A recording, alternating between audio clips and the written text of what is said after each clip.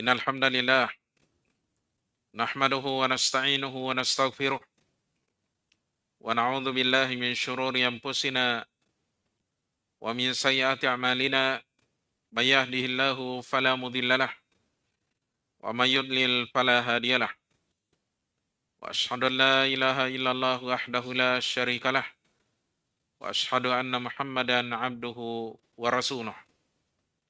Ya ayyuhalladzina amanu taqullaha haqqa tuqatih wa la tamutunna illa wa antum muslimun. Amma ba'd, fa inna asdaqal hadithi kitabullah wa khairal hadi hadi Muhammadin sallallahu alaihi wasallam wa syarrul umur muhdatsatuha wa kullu muhdatsatin bid'ah wa kullu bid'atin dhalalah. Hadirin sekalian yang kami muliakan, alhamdulillah kita kembali melanjutkan kajian rutin kita dalam membahas kitab At-Targhib wa Tarhib, sebuah kitab yang ditulis oleh Al-Hafidz Abdul Azim Al-Mundhiri rahimahullahu ta'ala. Kali ini insyaallah ta'ala kita akan melanjutkan pembahasan dalam bab yang pertama dari Kitabul Ilm, yaitu babut targhibi fil ilmi wa talabihi wa ta'allumihi wa ta'limihi. Anjuran untuk mencari ilmu, mempelajarinya dan mengajarkannya. Wa ma jaa fi fadlil ulama'i wal muta'allimin, dan sesuatu yang datang yakni berupa dalil tentang keutamaan para ulama dan juga orang-orang yang belajar ilmu agama. Kali ini insyaallah ta'ala kita akan membahas hadis yang ketiga dalam bab atau hadis yang ke-69. Kata Al-Hafidz Al-Mundhiri rahimahullahu ta'ala, An Abi Hurairah radhiyallahu anhu qala, dari sahabat Abu Hurairah, semoga Allah Subhanahu wa taala ridha kepada beliau. Qala Rasulullah sallallahu alaihi wasallam, katanya Rasulullah sallallahu alaihi wasallam bersabda, Man nafasa an mu'minin kurbatan min kurabid dunya, barang siapa yang melonggarkan dari seorang mukmin sebuah kesusahan di antara kesusahan dunia, nafasallahu anhu kurbatan min kurabi yaumil qiyamah, maka Allah Subhanahu wa taala akan melonggarkan darinya sebuah kesusahan di antara kesusahan pada hari kiamat. Jadi kata Nabi sallallahu alaihi wasallam, siapa yang melonggarkan dari seorang mukmin sebuah kesusahan di antara kesusahan dunia, maka Allah Subhanahu wa taala akan melonggarkan darinya sebuah kesusahan di antara kesusahan pada hari kiamat. Kemudian yang kedua kata Nabi sallallahu alaihi wasallam, "Wa man satara musliman",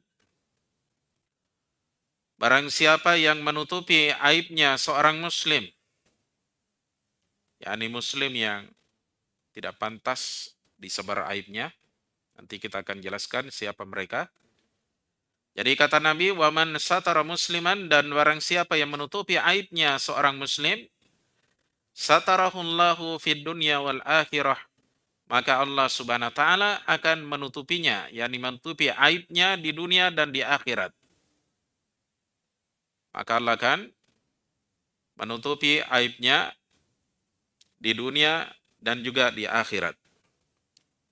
Baik. Kemudian yang ketiga kata Nabi sallallahu alaihi wasallam, "Wa man yassara 'ala mu'sirin", barang siapa yang memberi kemudahan bagi orang yang susah bayar utang, yassarallahu alaihi fid dunya wal akhirati, maka Allah akan memberikan kemudahan baginya di dunia dan di akhirat.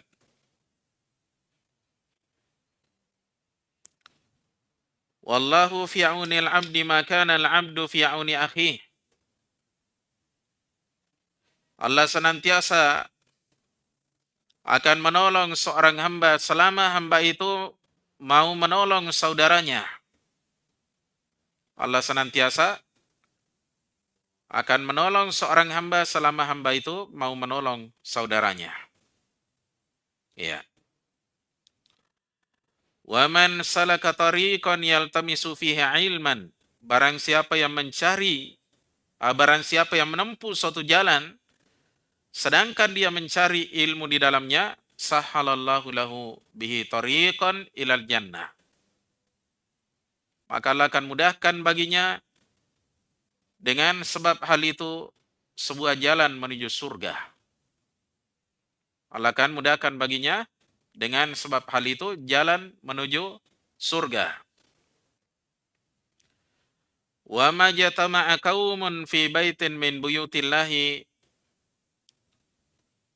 dan tidaklah suatu kaum berkumpul di sebuah rumah di antara rumah-rumah Allah, yatluna kitaballahi, sedangkan mereka membaca kitabullah, wa yatadarasunahu bainahum, dan mereka saling mengajarkan kitabullah tersebut di antara mereka, illa haffathum al malaikatu, kecuali para malaikat akan meliputi mereka.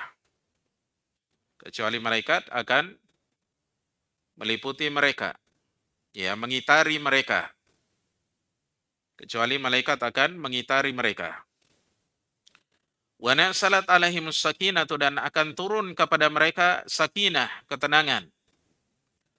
Wa ghasyiyatuhumur rahmatu, dan mereka akan diliputi oleh rahmat, yakni rahmat Allah. Wa dzakarahumullahu fi man indahu, dan Allah akan menyebutkannya di kalangan makhluk-makhluk yang ada di sisi Allah, yakni di kalangan para malaikat. Taib. Kemudian terakhir kata Nabi SAW, wa man batta'a bihi amaluh, siapa yang dilambatkan oleh amalannya, lam yusri' bihi nasabuh, maka nasabnya tidak akan mempercepatnya. Ya, yakni tidak akan menolongnya ya. Tapi nanti kita akan jelaskan kalimat demi kalimat dari hadis ini. Tapi ini lafaz hadis yang kita kaji. Terakhir di situ dikatakan oleh penulis, rawahu Muslimun wa Abu Dawud wa Tirmidzi wa Nasa'i wa Ibnu Majah wa Ibnu Hibbana fi sahihihi wal Hakim.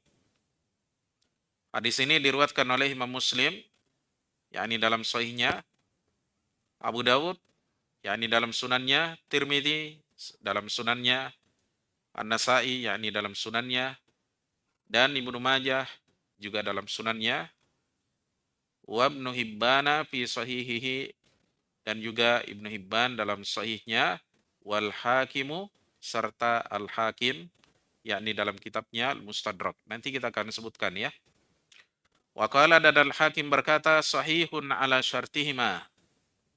Beliau berkata, Al-Hakim berkata, hadis ini sahih berdasarkan syarat keduanya, yakni syarat Al-Bukhari dan Muslim.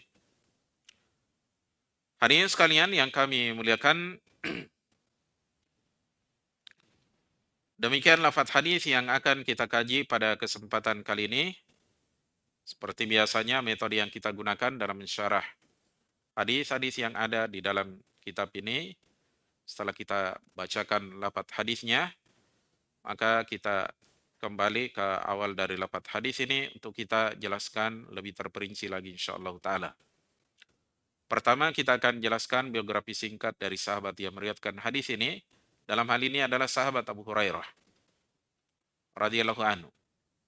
Kemudian yang kedua, kita akan berikan syarah dan penjelasan bagi hadis ini supaya kita mengerti apa yang diinginkan oleh Rasulullah SAW dari sabdanya ini. Yang ketiga, kita akan sebutkan siapa saja yang meriwayatkan hadis ini, di dalam kitab apa ya mereka cantumkan hadis ini. Yang keempat dan terakhir insyaallah taala, kita akan nukilkan sejumlah faidah yang bisa kita petik dari hadis ini.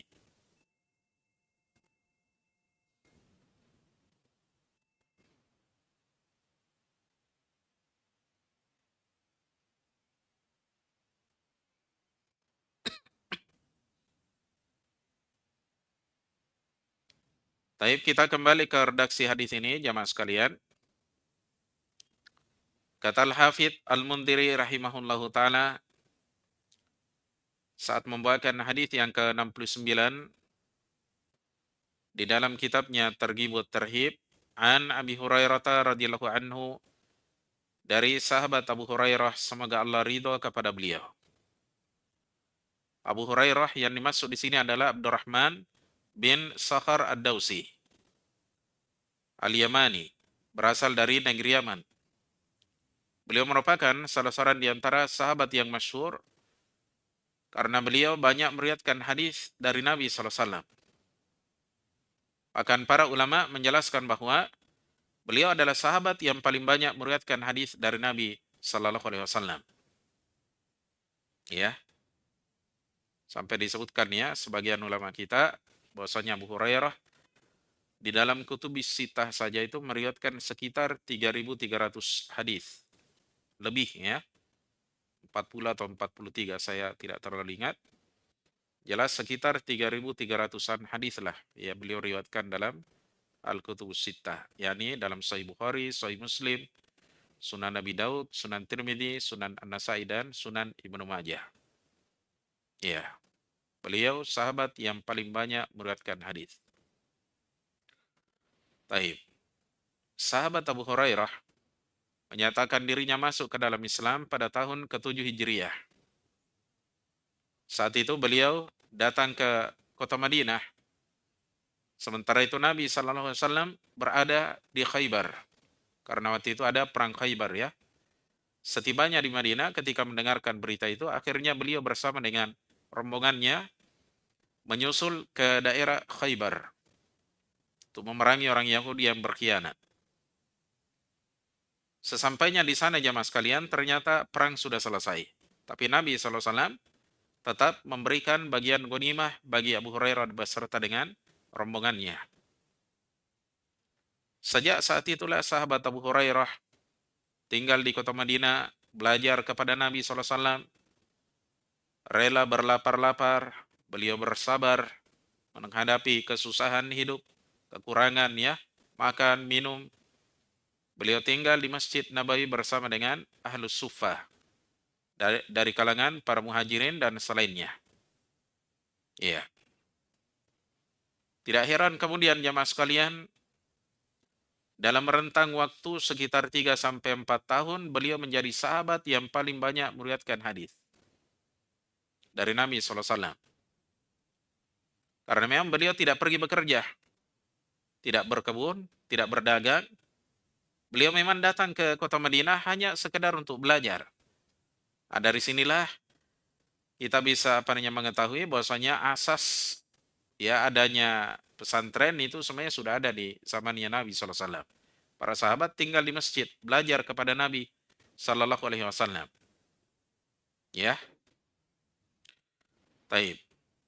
Dari sinilah sahabat Abu Hurairah terhitung sebagai sahabat yang berilmu, ulama di kalangan para sahabat, sehingga beliau pernah diutus oleh Nabi SAW berdakwah di negeri Yaman. Dan perlu kita ketahui bahwasanya Nabi SAW mengirim para dai yang memang betul-betul berilmu. Ya, dari sini kita mengetahui jamaah sekalian kekeliruan sebagian jamaah mengirim ya jamaahnya pergi berdakwah sementara mereka baru taubat 1 hari 2 hari, tidak pernah belajar agama, tiba-tiba disuruh pergi ke sana kemari berdakwah. Apa yang kira-kira bisa mereka ajarkan? Orang belajar agama saja di pesantren belum tentu dia bisa berdakwah ke masyarakatnya. Ya apalagi memang betul-betul dia tidak pernah belajar di pesantren misalnya. Nah, ini musibah, menyelisihi sunnahnya Nabi Sallallahu Alaihi Wasallam. Ya, sahabat Abu Hurairah Ad-Dausi radhiyallahu anhu, sepeninggalnya Rasulullah Sallallahu Alaihi Wasallam, beliau menjadi sahabat yang didatangi oleh para penuntut ilmu. Sampai disebutkan oleh Imam Bukhari, sekitar ada 800-an orang yang mengambil ilmu dari sahabat Abu Hurairah. Baik itu dari kalangan para sahabat ataukah dari kalangan para tabi'in. Selain itu sahabat Abu Hurairah Ad-Dausi radhiyallahu anhu, selain sibuk mengajarkan ilmunya kepada manusia, beliau ternyata sibuk juga mengurusi masyarakat.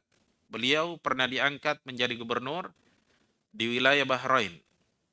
Ya, sekarang jadi negara ya, dulu provinsi di masa itu. Ya, di masa pemerintahannya Umar bin Khattab radhiyallahu anhu. Demikian pula di masa kekhilafahan dari sahabat Muawiyah bin Abi Sufyan radhiyallahu anhuma, diangkat dalam beberapa periode, ya, diangkat jadi gubernur di provinsi Madinah. Ya. Tapi sahabat Abu Hurairah Ad-Dausi radhiyallahu anhu meninggal dunia pada tahun 57 Hijriah, tahun di mana wafatnya Ummul Mukminin Aisyah radhiyallahu anha. 57 Hijriah ya. Tahun di mana wafatnya Ummul Mukminin Aisyah radhiyallahu anha. Taib. Kita kembali ke redaksi hadis ini. Kata sahabat Abu Hurairah, qala Rasulullah sallallahu alaihi wasallam, barang siapa yang kata Rasulullah sallallahu alaihi wasallam, man naffasa an mu'minin kurbatan min kurabid dunya, naffasallahu anhu kurbatan min kurabi yaumil qiyamah.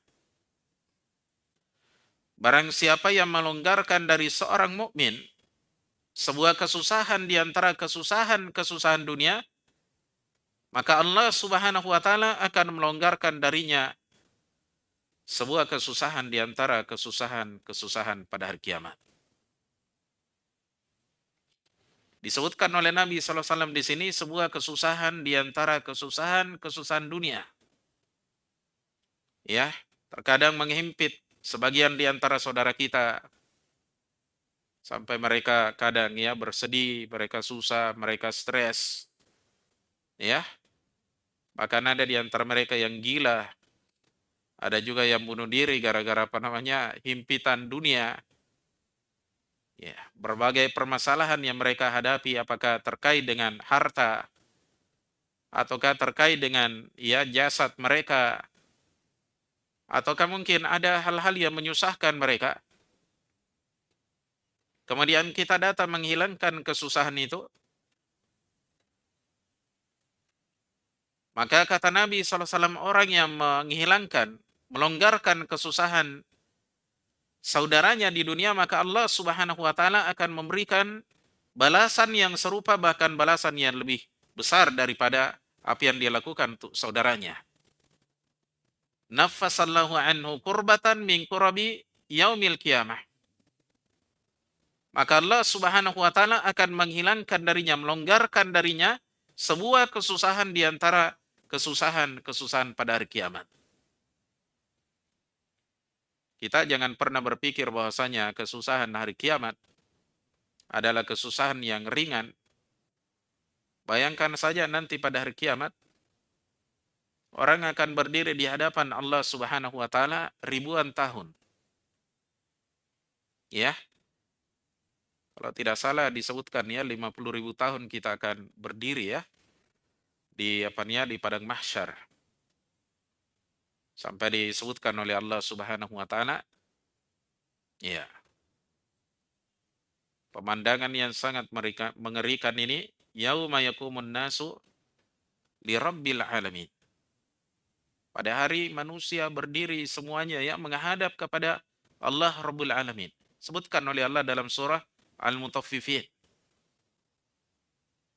Dijelaskan oleh Nabi sallallahu alaihi wasallam bahwasanya manusia pada hari itu mandi keringat. Sampai ada di antara mereka saking banyaknya keringat yang keluar dari jasadnya akibat pengaruh dari panasnya matahari yang didekatkan 1 mil di atas kepala. 1 mil itu 2,5 kilo ya. Kemudian ditambah lagi jahanam didekatkan, diperlihatkan kepada manusia yang akan memasukinya. Mereka mandi keringat sampai disebutkan oleh Nabi sallallahu alaihi wasallam ila ansafi udhunai. Ya. Sampai pertengahan daun telinganya. Nah, ini sampai di sini keringatnya, sampai mungkin di hidungnya ya. Hampir menenggelamkan mereka jemaah sekalian. Kesusahan. Belum lagi kesusahan-kesusahan yang lain jemaah sekalian. Ya, capeknya kita, mungkin juga laparnya kita, hausnya kita di hari itu. Kemudian juga rasa takut, di mana pada hari itu jemaah sekalian Allah Subhanahu wa taala marah dengan semarah-marahnya kepada para hamba-hambanya, di mana sebelumnya Allah Subhanahu wa taala tidak pernah marah seperti marahnya pada hari tersebut. Sampai ada di antara mereka jemaah sekalian, orang yang curang terhadap istrinya karena dia berpoligami, saking apanya takutnya kepada Allah Subhanahu wa taala sampai sebelah dari badannya ya stroke, lumpuh. Ada di antara mereka jamaah sekalian pada hari itu rontok daging wajahnya. Kenapa jamaah sekalian? Karena dia dicerca oleh Allah Subhanahu wa taala. Sebab ketika di dunia dia pergi meminta-minta di hadapan manusia, dia menghinakan dirinya. Tidak punya rasa malu pergi minta-minta di lampu merah, di jalan, dari rumah ke rumah, dari warung ke warung ya. Bawa gitar, nyanyi, minta uang ya. Malas kerja. Dikatakan oleh Nabi SAW bahwasanya la tasalul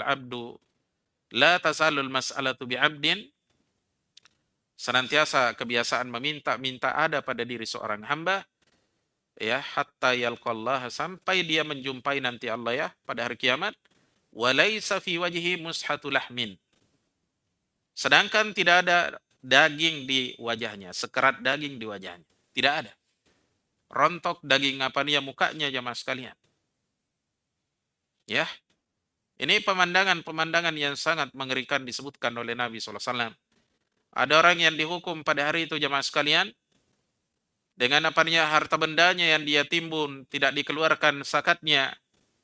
Ada di antara mereka yang diinjak-injak oleh sapinya, kambingnya, untanya, karena pada apanya di dunia dia tidak mengeluarkan zakat ternaknya, disiksa dengan menggunakan harta bendanya.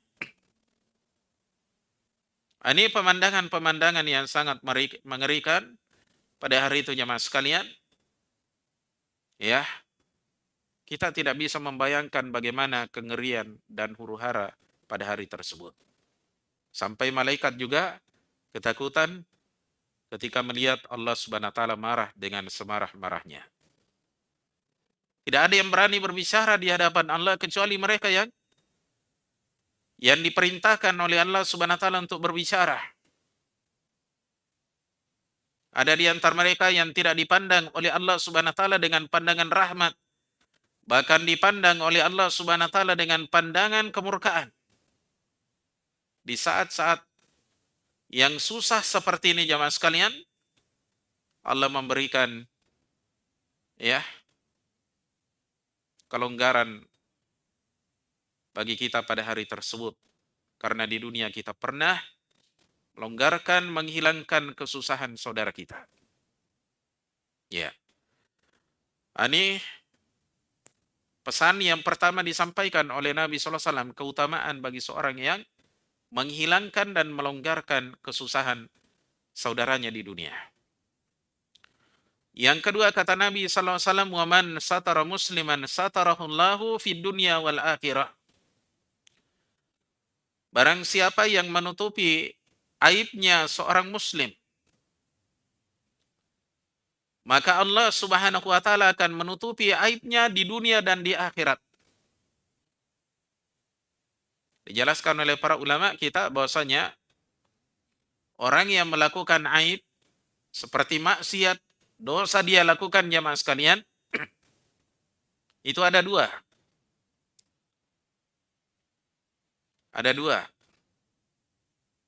Orang yang melakukannya secara sembunyi-sembunyi. Iya. Dia malu kalau dia dilihat oleh manusia. Dia takut, dia khawatir. Tidak enak kalau dilihat orang. Ya. Maka orang ini jamaah sekalian tidak boleh kita ungkap aibnya di hadapan manusia. Paham ya? Yang kedua jamaah sekalian adalah orang yang dikenal suka melakukan maksiat. Dikenal. Bahkan dia cerita ke orang-orang. bahkan mungkin dia terang-terangan melakukan maksiat, orang yang seperti ini tidak apa-apa untuk diungkap aibnya. Adapun orang yang tidak terang-terangan melakukannya, bahkan kalau ditahu bahwasanya dia melakukan maksiat, dia merasa malu, baru kali itu dia jatuh dalam maksiat. Orang yang seperti ini jangan kita bongkar aibnya. Ya, sebaiknya kita nasihati secara sembunyi-sembunyi. Kita kirimkan surat, kita telepon dia. Ya, tapi kalau dia sembunyi-sembunyi melakukannya, apa terang-terangan melakukannya, maka tidak ada kehormatan bagi orang yang seperti ini. Terang-terangan dia melakukan maksiat, ataukah dia melakukan bid'ah, terang-terangan bahkan dia ajak orang. Ya, orang yang seperti ini tidak ada gibah baginya. Boleh kita sebutkan ya maksiat atau dosa yang dia lakukan. Misalnya ada orang terang-terangan melakukan khamar, minum khamar. Boleh kita laporkan ke polisi. Boleh kita sebutkan kepada sebagian orang bahwasanya ya jangan dekat dengan si fulan. Dia itu orang begini. Ya, dia terang-terangan melakukan maksiat, bahkan dia mengajak orang. Ya. Jadi kata Nabi SAW, "Waman satara musliman," siapa yang menutupi aibnya seorang muslim, yakni muslim yang malu berbuat dosa. Ya, malu ketika ketahuan berbuat dosa. Dia tidak melakukannya secara terang-terangan. Satarahullahu fid dunya wal akhirah, kata Nabi SAW, maka orang yang menutupi aibnya saudaranya ini, Allah akan tutupi aibnya di dunia dan di akhirat. Paham ya? Kemudian perkara yang ketiga disebutkan oleh Nabi SAW di dalam hadis ini, waman yassara ala mu'sirin. Barang siapa yang memberikan kemudahan bagi orang yang kesusahan bayar utang, yassarallahu alaihi fid dunya wal akhirati, maka Allah akan memberikan kemudahan baginya di dunia dan di akhirat. Ada saudara kita kesusahan bayar utang, entah dia berutang kepada kita ataukah dia berutang ke orang lain, pihak ketiga. Ya, dia sudah berusaha untuk menutupi utangnya. Dia pinjam ke saudaranya uang 100 juta untuk dipakai bisnis. Ya, karena dia yakin bahwasanya dia mampu untuk mengembalikannya. Tiba-tiba datang corona. Hancur semua bisnisnya gara-gara corona. Dia buka warung misalnya, tidak ada orang masuk ke warungnya, takut ya. Terjangkit dengan corona. Ini banyak kita saksikan ya. Di masa-masa terjadinya ya berjangkitnya virus corona ini, banyak orang yang punya usaha gulung tikar, banyak orang-orang yang dahulunya berutang, dililit utang. Nah, orang yang seperti ini jemaah sekalian, kesusahan bayar utang, kemudian dia punya utang kepada kita ya, kewajiban bayar utang ke kita, lalu kita berikan keringanan kepadanya, maka kita insya Allah Ta'ala dapat keutamaan. Allah akan memberikan keringanan bagi kita dalam urusan-urusan dunia kita dan juga urusan akhirat kita. Ya,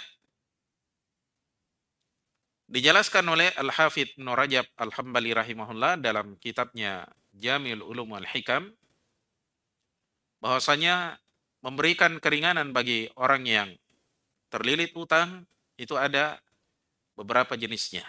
Pertama, menunda pembayarannya, pelunasannya. Yang kedua jamaah sekalian, yang kedua kita bayarkan utangnya. Ya, kita bayarkan utangnya. Apakah kita putihkan setelah itu atau kita ya tidak putihkan.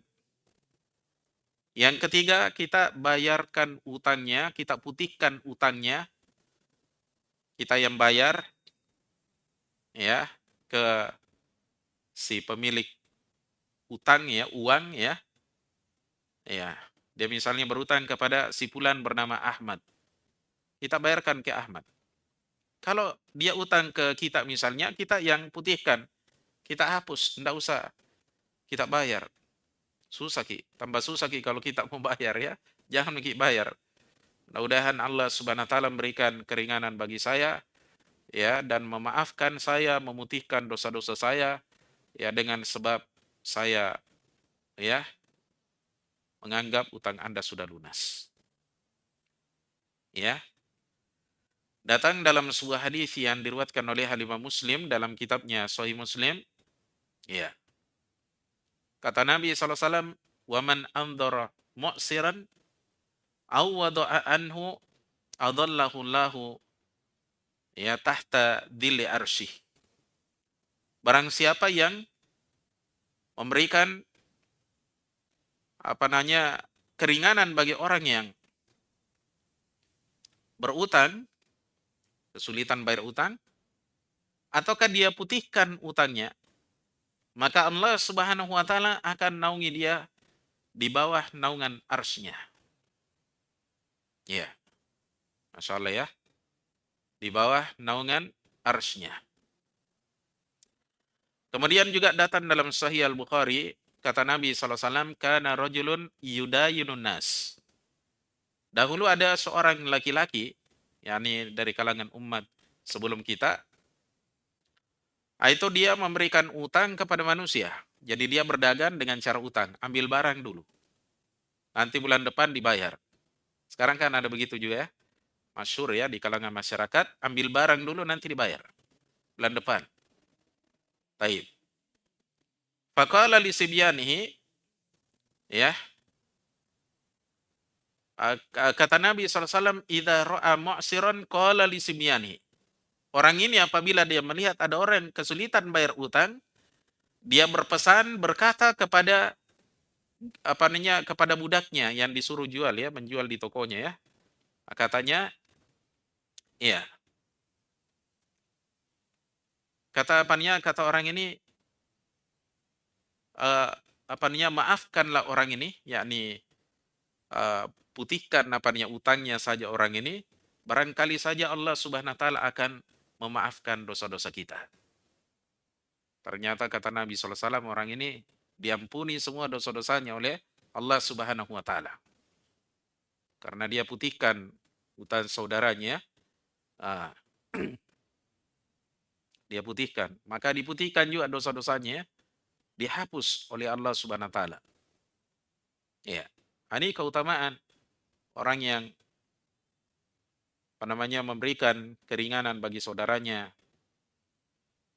Ya, tidak seperti sebagian orang di zaman kita ini ya memberi utang ke saudaranya bukan untuk berbuat baik kepada saudaranya, kepada sesama manusia, tapi ingin mengambil kesempatan dalam kesempitan. Ya, manis mukanya ketika memberi. Ya, saudaranya kasihan juga bodoh-bodoh ini tidak bisa berpikir sehat ya. Ditunggangi dengan utang, ya dia tidak pikirkan nanti terlilit utang beserta dengan bunganya, ribanya. Apa yang terjadi? Ya, saudaranya ditekan, didolimi, ditakut-takuti. Ya, jatuh tempo misalnya, dia tidak mau tahu. Orang ini kesusahan bayar utang atau tidak, dia tidak mau tahu. Yang jelas kau harus bayar utangmu. Kalau tidak, polisi. Kalau tidak, penjara. Ini bukan ajaran Islam seperti ini. Kita menolong saudara kita dengan memberinya utang karena kita ingin mendapatkan pahala di sisi Allah Subhanahu wa taala. Berbeda dengan orang di zaman kita ini, beri utang untuk menyusahkan saudaranya. Padahal kita memberi utang ke saudara kita karena kita ingin melihat dunianya baik, bisa senang, bisa bahagia seperti diri kita, bukan malah kita susahi. Tapi inilah realita dan kenyataan di dalam kehidupan dunia ini, banyak di antara kaum muslimin memberikan utang kepada saudaranya dikasih beranak. Ya, jadi rentenir ya. Ya. bahkan dilembagakan ya, dijadikan ya sebuah lembaga yang menggelontorkan utang ya sebanyak-banyaknya kepada manusia untuk mencekik manusia. Maka orang yang seperti ini jemaah sekalian nanti pada hari kiamat akan dibangkitkan oleh Allah Subhanahu wa taala ya seperti orang yang kerasukan jin. Disebutkan oleh Allah dalam surah Al-Baqarah. Taib. Karena sudah waktu adzan, kita adzani dulu. Sudah adzan ya, waktu adzan ya. Taib.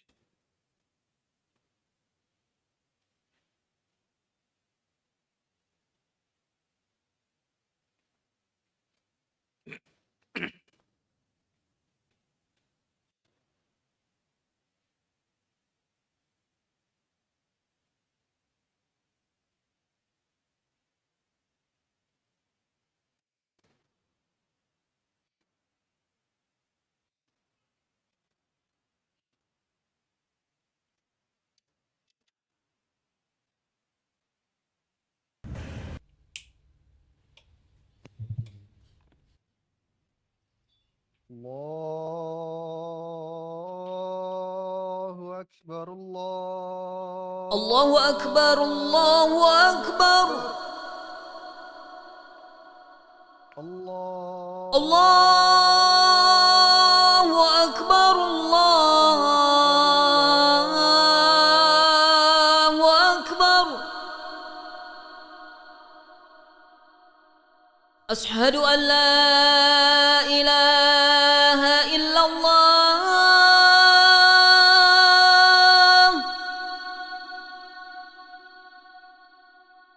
أشهد أن لا إله إلا الله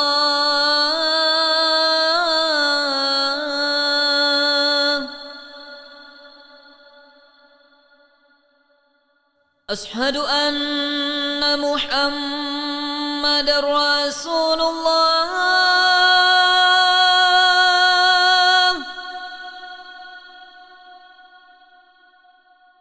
أشهد أن محمد رسول الله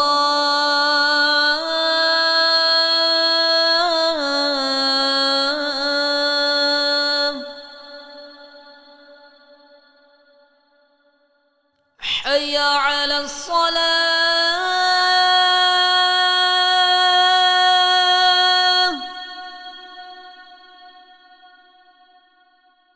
حي على الصلاة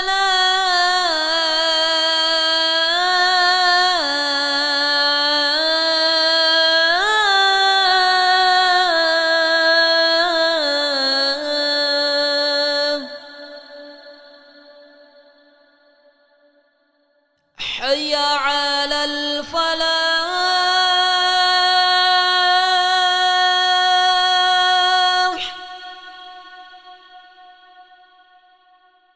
حي على الفلاح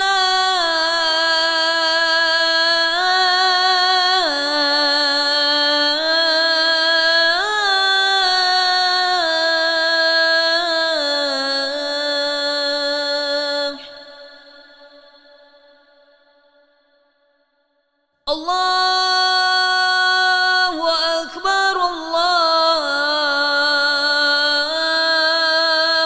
أكبر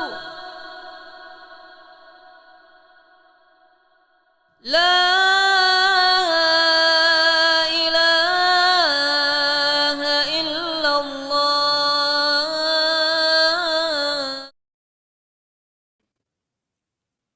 Menyebutkan 3 bentuk pertolongan kepada orang lain ya. Pertama, meringankan ya kesusahan saudara kita, melonggarkan ya, menghilangkan kesusahan saudara kita. Ini bentuk pertolongan. Yang kedua, kita beri kemudahan bagi orang yang kesusahan bayar utang. Ini juga membantu orang lain. Yang ketiga, menutupi aibnya seorang muslim. Ini juga bentuk pertolongan bagi saudara kita. Setelah menyebutkan 3 hal ini, Nabi SAW memberikan kaidah umum, karena ini hanya 3 contoh saja, ya. Kata Nabi SAW setelah itu memberikan kaidah umum, wallahu fi aunil abdi maka al abdu fi auni akhi. Allah Subhanahu wa taala senantiasa akan menolong seorang hamba selama hamba itu mau menolong saudaranya. Di sini kita mendapatkan pelajaran bahwasanya bentuk apapun pertolongan kita, selama itu pertolongan dalam kebaikan di atas kebajikan dan ketakwaan, situ ada pahala dan kebaikan yang Allah siapkan bagi kita. Iya, paham ya? Jadi ini kaidah umum. Kalau 3 di atas tadi itu contoh dari Nabi Sallallahu Alaihi Wasallam. Makanya datang dalam sebagian riwayat Nabi SAW katakan, ya, seorang mukmin menuangkan air di gelas saudaranya itu adalah sedekah. Dia bantu naik ke atas kendaraannya, itu adalah sedekah. Dia bantu angkatkan barangnya ke atas kendaraannya, itu adalah sedekah. Ya, orang yang menunjuki saudaranya alamat yang dia cari itu juga merupakan, ya, perkara yang dianjurkan, ya. Situ ada pahala di dalamnya. Ini banyak sekali contoh-contohnya ya mas kalian ya. Jadi agama kita ini salah satu di antara keindahannya, kita diajarkan untuk senantiasa memberikan manfaat bagi manusia. Ya. Kata Nabi sallallahu alaihi wasallam, khairun nasi anfa'uhum linnas. Sebaik-baik manusia adalah orang yang paling banyak manfaatnya bagi manusia, bagi orang lain. Apapun keperluan dan hajat saudara kita, kemudian kita tolong dia, situ ada pahala sedekah yang akan kita dapatkan insya Allah. Ya, apalagi kalau kita ajarkan kepadanya ilmu agama. Ya, urusan dunianya saja kita urusi, kita bantu di dalamnya, kita dapatkan pahala yang besar. Bagaimana kalau kita bantu urusan dunianya, urusan akhiratnya, kita pahamkan dia. Ya, ini keutamaan juga orang yang mengajarkan ilmu agama kepada anaknya, kepada istrinya, kepada muridnya. Ya, apapun bentuknya, apakah mengajarkan Al-Quran, tajwidnya, tafsirnya, mengajarkan hadis-hadisnya Nabi Sallallahu Alaihi Wasallam, mengajar bahasa Arab, termasuk diantara bentuk, ya, membantu orang lain. Baik. Setelah itu kata Nabi Sallallahu Alaihi Wasallam, "Wa man salaka tariqan yaltamisu fiha ilman." Setelah itu Nabi sebutkan keutamaan orang yang keluar meninggalkan rumahnya belajar agama, datang ke masjid-masjid, majelis-majelis ta'lim, ataukah ke pesantren, atau apa saja yang di situ ada ilmu diajarkan. Kata Nabi SAW, "Wa man salaka tariqan yaltamisu fiha ilman," barang siapa yang menempuh suatu jalan, yaltamisu fihi ilman, sedangkan dia mencari ilmu di dalamnya. Jalan yang dimaksud di sini ada 2. Jalan yang hissi, yang terlihat mata, jalan aspal, ya. Jalan yang apa nih, yang konkret, ya. Yang kedua adalah jalan yang apa nih, abstrak. Yakni berupa cara, metode, ya. Kita menghafal, kita merojaah, kita datang, apanya kita mendengar, ya. Iya. Kita ulang-ulangi, ya. Belajar di depan guru, itu termasuk tariqan. Taib. Jadi kata Nabi SAW, barang siapa yang menempuh suatu jalan sedangkan dia mencari ilmu di dalamnya, yakni ilmu agama. Jadi kalau disebut ilmu dalam hadis-hadis, ayat, larinya ke ilmu agama. Jangan dipahami ilmu dunia, bukan. Karena itu bukan urusannya Rasulullah SAW, ya. Iya. Urusannya Nabi SAW itu ilmu wahyu, ilmu agama. Iya. Barang siapa yang menempuh satu jalan sedangkan dia mencari ilmu agama di dalamnya, sahhalallahu lahu bihi tariqan ilal jannah. Maka kata Nabi SAW, Allah akan mudahkan baginya dengan hal tersebut. Dengan sebab hal itu, jalan menuju surga. Ya, siapa yang jujur, betul-betul dia ingin mencari ilmu agama, keluar dari rumahnya, maka Allah akan mudahkan baginya jalan menuju surga. Kenapa orang yang belajar ilmu agama dimudahkan baginya jalan menuju surga? Karena dia akan mengetahui perkara-perkara yang dicintai oleh Allah Subhanahu wa taala sehingga dia lakukan. Sebaliknya dia mengetahui juga perkara-perkara yang dibenci oleh Allah Subhanahu wa taala sehingga dia tinggalkan. Ya. Inilah yang menjadi sebab seorang itu diberikan ketakwaan oleh Allah Subhanahu wa taala dengan sebab ilmu agama. Makanya para ulama kita menjelaskan bahwasanya tidak akan mungkin seorang hamba bisa bertakwa kepada Allah Subhanahu wa taala dengan sebaik-baiknya kecuali dengan ilmu agama. Ya.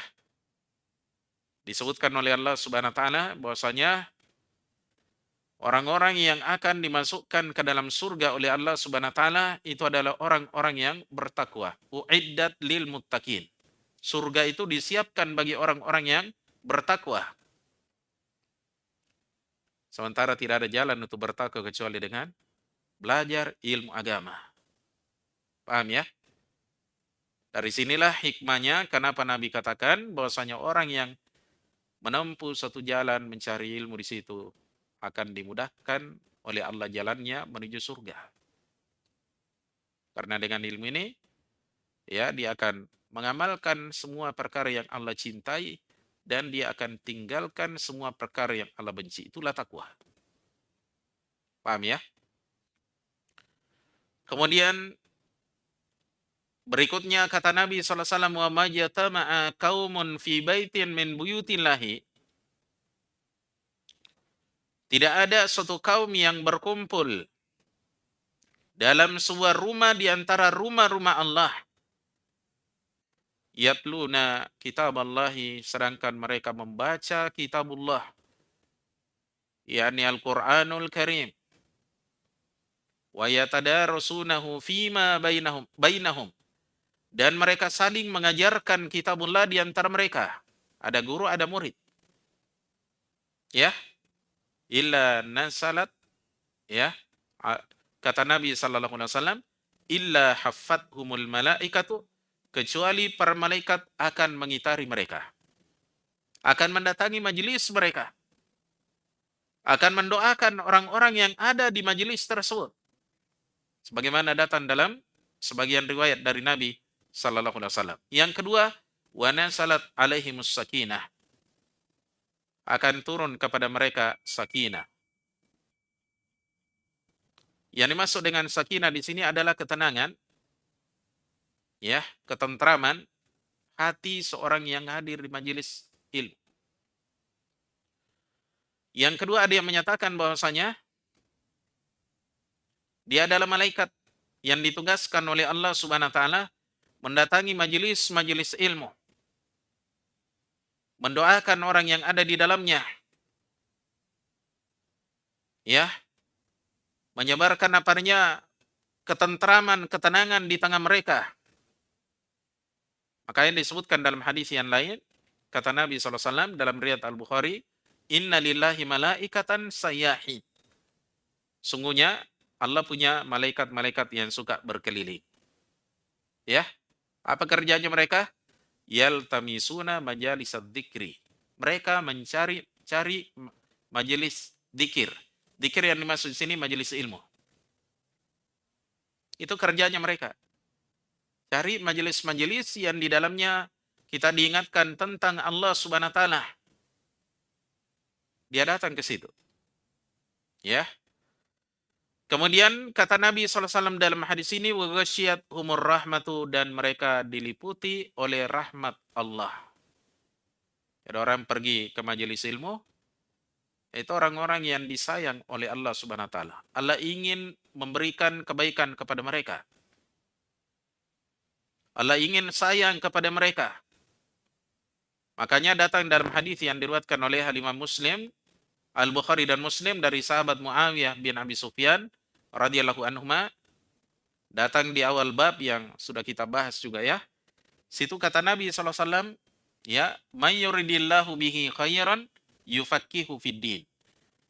Barang siapa yang Allah inginkan baginya kebaikan, maka Allah akan pahamkan dia tentang agama. Allah inginkan kebaikan, Allah ingin sayangi dia, rahmati dia, dipahamkan tentang agama.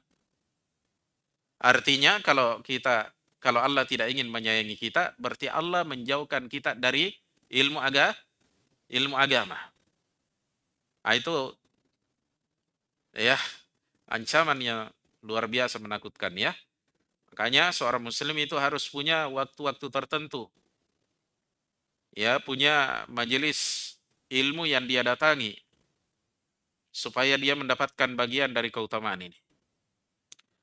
Kemudian yang terakhir kata Nabi SAW, janji bagi orang yang berkumpul di suatu majelis ilmu, wa dzakarahumullahu fiman indahu. Dan Allah akan menyebut-nyebut mereka fiman indahu, di kalangan orang-orang yang ada di sisi Allah, yakni para malaikat yang ada di sisi Allah. Sebut-sebut namanya. Karena orang-orang ini jamaah sekalian dipersaksikan oleh para malaikat. Bahkan segala apa yang ada di langit dan di bumi jamaah sekalian menjadi saksi baginya. Ini datang dalam hadis yang lain. Insyaallah mungkin nanti datang ya dalam kitab ini. Bahwasanya ada malaikat-malaikat yang menjadi saksi bagi orang-orang yang mendatangi majelis ilmu. Iya. Mereka menjadi saksi nanti. Jadi masjid ini ya, lampu-lampu yang ada di sini ini nanti semua akan jadi saksi. Ya, pada hari kiamat. Sebelum hari kiamat jemaah sekalian, kita masih di dunia, para malaikat ini sudah mendatang menghadap kepada Allah Subhanahu wa taala menyebutkan bahwasanya fulan rajin menghadiri majelis ilmu. Sampai Allah menyebut-nyebut namanya mereka di sisi para malaikat. Misalnya fulan ya, hadir majelis ilmu. Saya mencintai fulan, cintailah dia. Ya. Kata Nabi SAW dalam riwayat Al-Bukhari, "Idza ahabballahu ya abdan nada Jibril." Apabila Allah Subhanahu wa taala mencintai seseorang hamba, maka Allah Subhanahu wa taala memanggil malaikat Jibril, ya, inni uhibbu fulan, sesungguhnya saya mencintai fulan, kata Allah, fa'ahibbah, maka cintailah dia. Setelah itu Jibril datang ke para malaikat. Malaikat yang merupakan ya bawahannya Jibril ya, menyampaikan pesan dari Allah, innallaha yuhibbu fulan fa'ahibbu. Sesungguhnya Allah mencintai si fulan, si anu kalau kita ya. Maka cintailah ya oleh kalian si fulan itu. Jadi kata Nabi SAW, tidak ada suatu kaum yang berkumpul di satu rumah di antara rumah-rumah Allah. Sini tidak dikatakan di dalam suatu masjid di antara masjid-masjid Allah. Apa hikmahnya jemaah sekalian? Di situ ada isyarat bahwasanya tempat apapun yang kita gunakan bermajelis ilmu, maka tempat itu adalah tempat yang dimuliakan oleh Allah Subhanahu wa taala. Karena di situ namanya ya idhafatu tasyrif. Penyandaran dalam bentuk pemuliaan. Di dalam suatu rumah di antara rumah-rumah Allah. Semua apa yang ada di alam semesta ini itu adalah milik Allah. Tapi ketika Allah mengkhususkan suatu tempat bahwasanya itu adalah milik saya, rumah saya, maka itu adalah bentuk pengkhususan dan pemuliaan terhadap tempat tersebut. Ya. Paham ya? Di situ tidak terbatas masjid. baitun min buyutillah. Termasuk dalamnya rumah, gedung, ya apa saja. Termasuk kita di lapangan kumpul ya, mendengarkan ustadz ada yang ceramah, jelaskan agama, termasuk apa nih rumah di antara rumah-rumah Allah. Taib. Jadi seorang atau suatu kaum dia berkumpul di salah satu tempat di permukaan bumi ini, dia membaca Al-Quran, yakni mempelajari Al-Quran, ada yang mengajarkan dan ada yang mendengar, ya ada guru dan ada apa namanya murid. Tidak ada suatu kaum berkumpul seperti ini kecuali akan datang kepada mereka 4 janji dari Allah Subhanahu wa taala melalui lisannya Nabi sallallahu alaihi wasallam.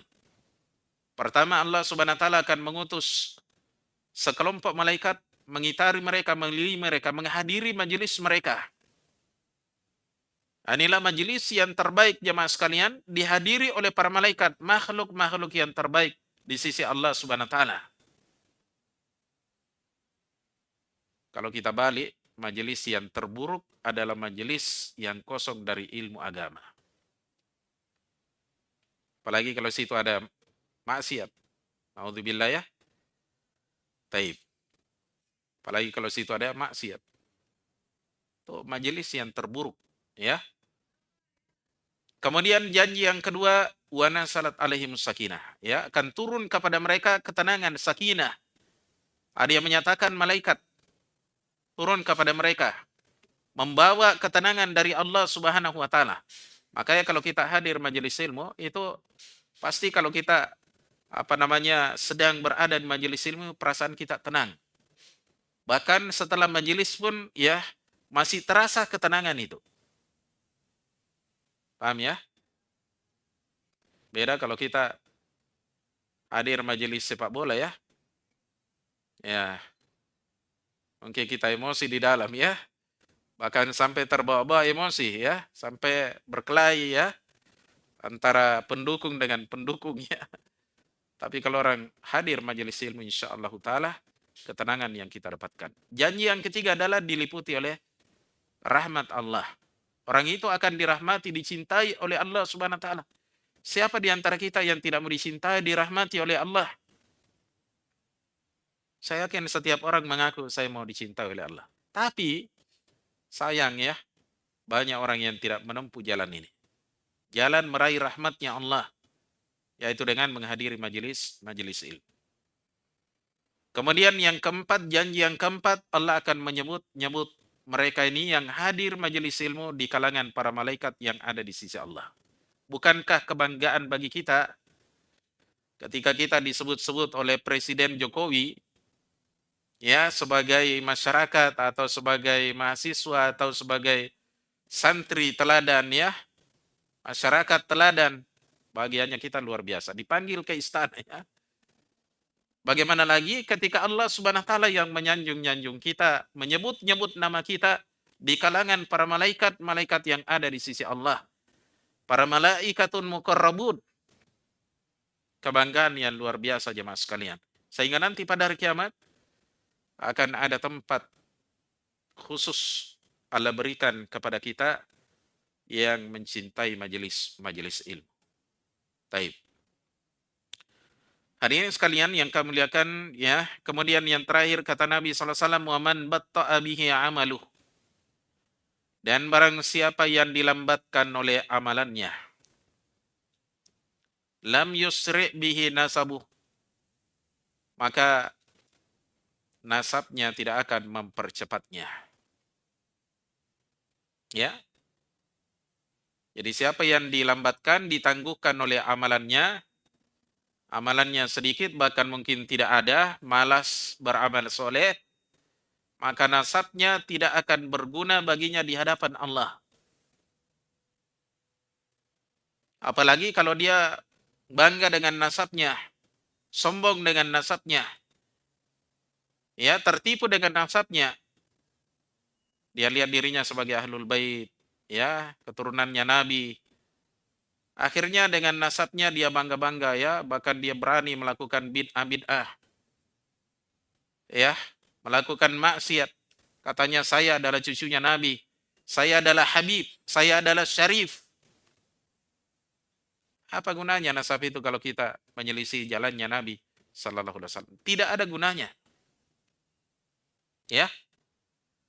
Makanya Nabi sallallahu alaihi wasallam pernah ya disebutkan dalam Sahih Al-Bukhari ya. Nabi sallallahu alaihi wasallam pernah berkata, "Ya Fatimah binta Rasulillahi sallallahu alaihi wasallam." Wahai Fatimah putrinya Rasulullah sallallahu alaihi wasallam, salini mimma syi'ti. Mintailah kepadaku sesuatu yang kamu inginkan. Yani dari urusan dunia ini. Fa inni la ugni anki minallahi syai'an. Karena sesungguhnya saya tidak akan bisa menyelamatkanmu dari siksaan Allah Subhanahu wa taala. Minta di dunia ini memang. Ya, di akhirat nanti tidak ada. Kita tidak bisa lagi saling tolong-menolong. Adapun hubungan saya dengan kamu, nasab saya dengan kamu itu tidak ada hubungannya nanti pada hari kiamat. Ya, kemuliaan nasab itu hanya ada di dunia saja. Tapi di akhirat kita nanti akan putus hubungan ketika amalan-amalanmu buruk, ya, amalan-amalanmu menyelisihi petunjuk Allah dan Rasulnya sallallahu alaihi wasallam. Ini Nabi sallallahu alaihi wasallam. Bagaimana kita yang tidak punya hubungan dengan Nabi sallallahu alaihi wasallam ya? Ya, atau mungkin punya hubungan tapi cucu ke 10, ke 20, ke 30, bahkan mungkin 100, yang ke 100 ya. Apa yang kita ingin banggakan pada hari itu? Nabi saja berlepas diri dari keturunannya. Anaknya yang paling dekat yaitu Fatimah, dibilangi oleh Nabi SAW, salini mimma syi'ti. Mintalah kepadaku apa yang kamu kehendaki, yakni di dunia ini. Minta memang di dunia ini. Kalau harta saya akan kasih kamu di dunia ini. Ya, kau minta ilmu saya akan ajarkan di dunia ini. Tapi nanti di akhirat saya tidak akan bisa menyelamatkan kamu dari siksa Allah Subhanahu wa taala. Jadi apa yang dilakukan oleh sebagian orang di zaman kita ini, mengaku sebagai Habib, mengaku sebagai Syarif, mengaku sebagai cucunya Nabi SAW, ya, seenak perutnya, seenak dewe, ya, bikin ajaran-ajaran bid'ah, ngajak orang bikin peringatan-peringatan bid'ah yang tidak pernah diajarkan oleh Nabi SAW, ya, lalu dengan bangganya menyatakan saya ini Habib. Sementara dia menyelisihi ajarannya, sunnahnya Nabi SAW. Tidak ada gunanya. Taib hadirin sekalian yang kami muliakan, hadis yang ada di depan kita ini diriwayatkan oleh Imam Muslim dalam kitabnya Sahih Muslim pada nomor hadis yang ke-2699. Abu Daud dalam sunannya pada nomor hadis yang ke-3643. 3643 dan 4946. Tirmidzi dalam sunannya pada nomor hadis yang ke-1425, ya, 1931 dan 2946. Serta Ibnu Majah dalam sunannya pada nomor hadis yang ke-225 dan 2572. Taib. Intinya hadis ini adalah hadis yang sahih dari Nabi sallallahu alaihi wasallam. Taib. Kemudian di sini ada beberapa buah faidah kita akan nukilkan dari seorang ulama kita yang bernama Muhammad bin Ali Al-Isyubi, nisbah ke Ethiopia, Isyubi. Beliau berkata ketika memetik faedah dari hadis ini dalam kitabnya Al-Bahrul Muhitu As-Sajjaj. Al-Bahru Al-Muhitu As-Sajjaj. Pada jilid 42 halaman 179, kata beliau menyebutkan beberapa buah faedah dari hadis ini. Pertama, minha, diantaranya kata beliau adalah anna hadzal hadisi hadisun azimun. Bahwa hadis ini adalah hadis yang sangat agung. Ya, jami'un li anwa'in minal ulumi wal qawaidi wal adabi. Pengumpul bagi pengumpul bagi berbagai macam jenis ilmu, kaidah dan adab. Masya Allah ya. Situ ada banyak ilmu, kaidah dan adab. Nah, ini kalau kita rinci, andaikan kita tidak terbatasi waktu, mungkin kita masih butuh mungkin 1 jam atau 2 jam ya waktu untuk merinci ya kaidah-kaidah yang ada dalam hadis tersebut.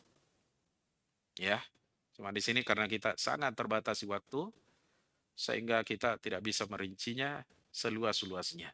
Ya, taib. Kemudian faidah yang kedua dari hadis ini, kata beliau, wa minha bayanu fadli tanfisi anil muslimi. Di antara faedahnya hadis ini adanya penjelasan keutamaan melonggarkan kesusahan seorang muslim, yakni di dunia. Ya. Keutamaan melonggarkan kesusahan seorang muslim. Wal hatsu alaihi, dan anjuran kepadanya. Kita dianjurkan ya, melihat saudara kita susah, jangan dibiarkan susah. Di seorang muslim itu bukan orang yang cuek, tapi orang yang peduli, orang yang sayang, orang yang iba kepada saudaranya. Ya. Taib. Kemudian yang ketiga, kata Nabi SAW, kata Syekh Muhammad bin Ali Al-Ethiopi di sini, faedah yang ketiga, wa minha bayanu fadli satri alal muslimi. Di antara faedahnya hadis ini adanya penjelasan tentang keutamaan menutupi aibnya seorang muslim. Ada aibnya saudara kita ini bukan pekerjaannya bermaksiat. Bahkan dia malu kalau ketahuan bermaksiat. Dia tidak terang-terangan melakukan maksiat. Dia sembunyi-sembunyi karena malu. Malu sekali dia bermaksiat. Ya. Seperti ada sebagian di antara mereka jatuh dalam zina. Naudzubillah. Karena sekarang ini kan pintu-pintu zina itu sangat terbuka luas. Memang dia berada di kamar tapi ada HP di depannya. Ya. Memang kelihatannya dia tidak punya pacar, tapi ada wanita-wanita di internet ya. Melalui Facebook, melalui ya Instagram, melalui Telegram, melalui ya aplikasi-aplikasi lainnya. Sangat banyak pintu-pintu ya zina di zaman kita ini, sampai banyak di antara mereka yang jatuh dalam zina. Ya, maka di antara mereka ini ada yang melakukannya tapi dia sembunyi dalam melakukannya, dia takut, dia malu sekali kalau ketahuan. Orang seperti ini, ketika kita tahu dia jatuh dalam maksiat tersebut, jangan kita bongkar aibnya. Ya. Kecuali kalau kita ingin laporkan ke ke walinya ya. Kebetulan kita keluarganya ya.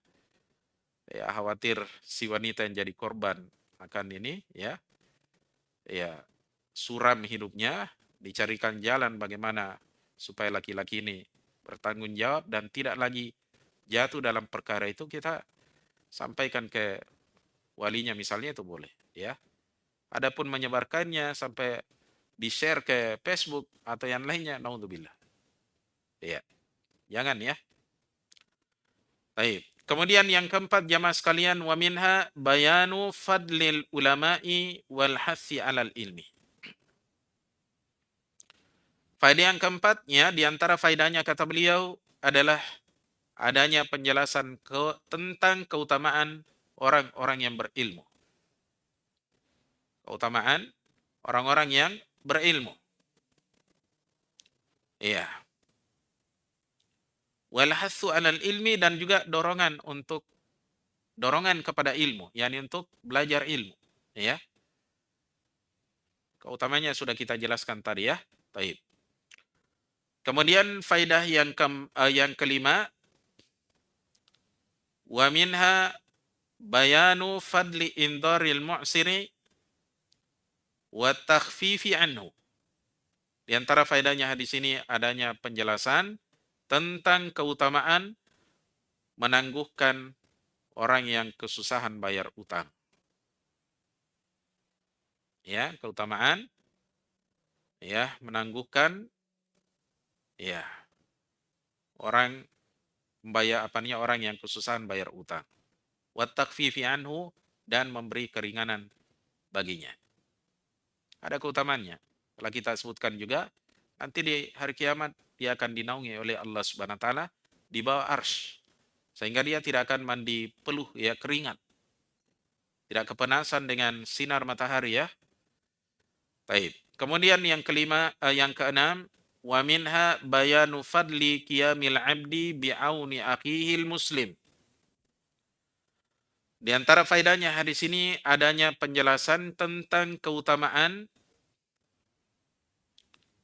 seorang hamba mengurusi dan membantu saudaranya yang muslim, Ya.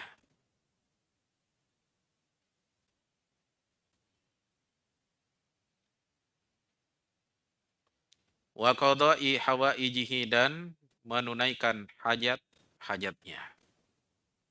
Ya. Itu ada keutamaan di situ ya. Baik. Allahu fi aunil abdi, maka al abdu fi auni akhi. Kata Nabi SAW, Allah senantiasa menolong seorang hamba selama dia mau menolong saudaranya. Kemudian faidah yang ketujuh, wa minha fadlul masyi fi talabil ilmi.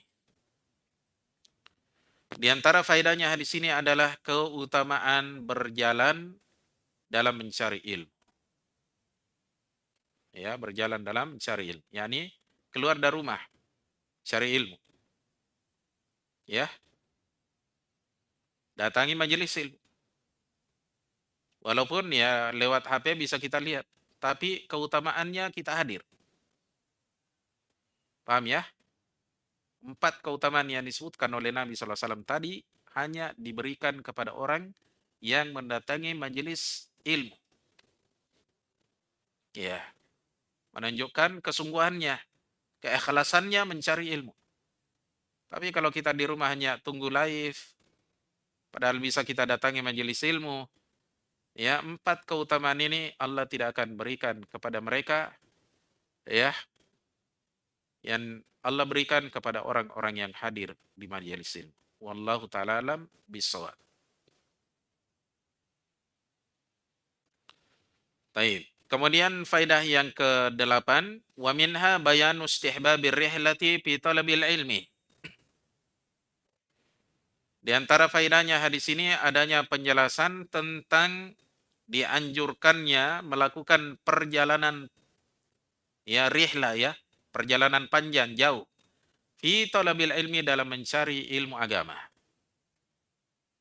Makanya Nabi Musa alaihi salatu wassalam ya disebutkan kisahnya dalam suratul Kahfi, dia meninggalkan ya kampung halamannya, berjalan kaki sampai sejauh-jauhnya. Ya. Dari Palestina dia menuju ke tempat namanya Majma'ul Bahrain. Ada yang menyatakan Majma'ul Bahrain suatu tempat di Mesir. Ada juga menyatakan suatu tempat pertemuan dua lautan ya, di antara Maroko dengan Spanyol hari ini ya. Sekarang jadi tempat penyeberangan. Ya, ada yang menyatakan seperti itu. Jauh sekali, ribuan kilo ya, jalan kaki. Baik.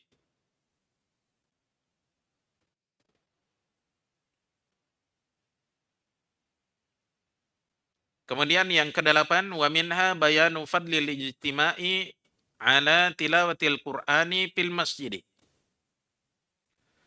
Di antara faedahnya hadis ini adalah penjelasan tentang keutamaan berkumpul dalam membaca Al-Quran di masjid. Sudah saya jelaskan tadi, semuanya tidak terbatas di masjid ya. Dimanapun kita berkumpul, belajar, ya, membaca Al-Quran. Yang dimaksud di sini adalah ya mempelajari Al-Quran. Bukan sekedar membacanya, tapi mempelajari Al-Quran. Termasuk juga mempelajari tajwidnya. Apalagi mempelajari tafsirnya, makna-maknanya. Ya. Itu ada keutamaannya, ada guru, ada murid yang mendengar. Taib. Semakna dengan hal ini adalah orang yang berkumpul mempelajari hadis-hadisnya Nabi sallallahu alaihi wasallam. Karena Nabi SAW bersabda dalam hadis yang diriwayatkan oleh Abu Daud dalam sunannya, "Inni utitul Qur'ana wa mithlahu ma'ah." Sesungguhnya aku diberikan Al-Quran dan sesuatu yang semisalnya, yakni sunnah. Hadis-hadis. Makanya hadis-hadisnya Nabi SAW termasuk wahyu. Sama kedudukannya dengan Al-Quran. Ya.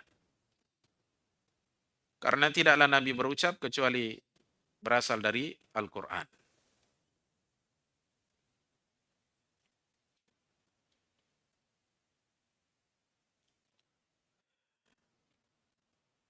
Kemudian faidah yang ke berapa? 9. 10 ya. Wa minha annal ibrata bil a'mali salihati la bin nasabi syarifi. Di antara faedahnya hadis ini bahwa ukurannya seorang hamba itu berdasarkan amalan-amalan solehnya. Ya, amalan-amalan soleh. La bin nasabi syarifi, bukan berdasarkan nasab yang mulia. Bukan berdasarkan keturunan yang mulia. Ya.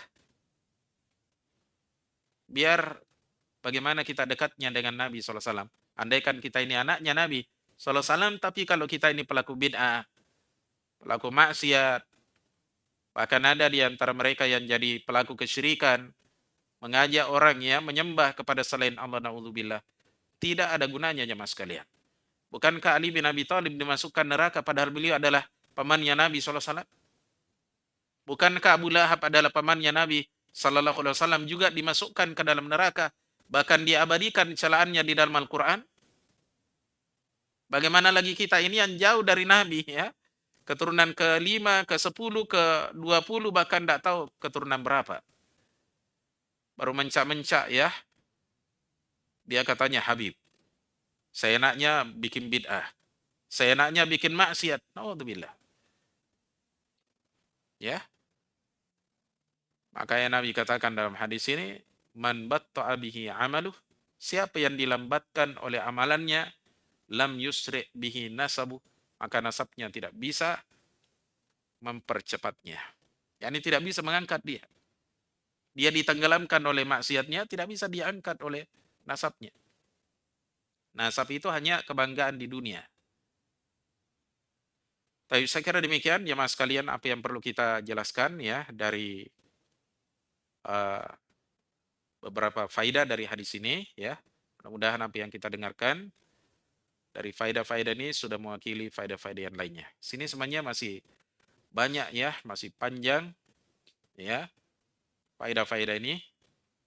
Insya Allah bagi mereka yang rajin hadir di majelis saya ini, majelis Targhib wa Tarhib, nanti saya akan kasih PDF-nya. Saya kasih gratis ya. Insya Allah semua faedah di sini, bahkan ada yang belum disampaikan, saya akan kasih juga. Insya Allah ya. Mudah-mudahan ya majelis kita hari ini, majelis yang diberkahi oleh Allah Subhanahu wa taala, majelis yang dihadiri oleh para malaikat yang menjadi saksi bagi kita di sisi Allah Subhanahu wa taala. Subhanakallahumma bihamdika asyhadu an la ilaha illa anta astaghfiruka wa atubu ilaik. Assalamualaikum warahmatullahi wabarakatuh.